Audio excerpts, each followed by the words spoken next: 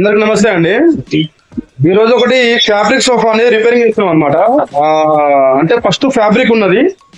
ఈ ఫ్యాబ్రిక్ బదులు మేము ఏం చేస్తున్నాం అంటే క్లీనింగ్ కి ఈజీగా ఉండడానికి అని చెప్పి కస్టమర్ అనేది ఈసారి రెగ్జిన్ లో మార్చామని చెప్పిన కొత్త దీనికి సంబంధించిన సోఫా సంబంధించిన వీడియో కూడా మీకు పెడతాను. చూడండి, వర్క్స్ అనేది ఆల్రెడీ చేస్తున్నాం అనమాట. వీళ్ళు వర్క్ అనేది మొదలు పెట్టాము.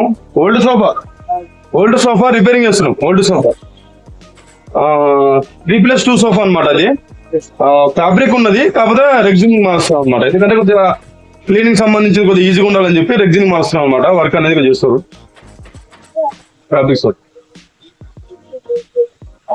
వాస్తవానికి ఏంటంటే అసలు ఈ రోజు కస్టమర్ డెలివరీ చేసేది ఉండే, కానీ కొన్ని వేరే పనుల వల్ల కొంచెం డిలే అయిపోయింది. రేపైతే డెలివరీ చేద్దాం అనుకుంటున్నాము.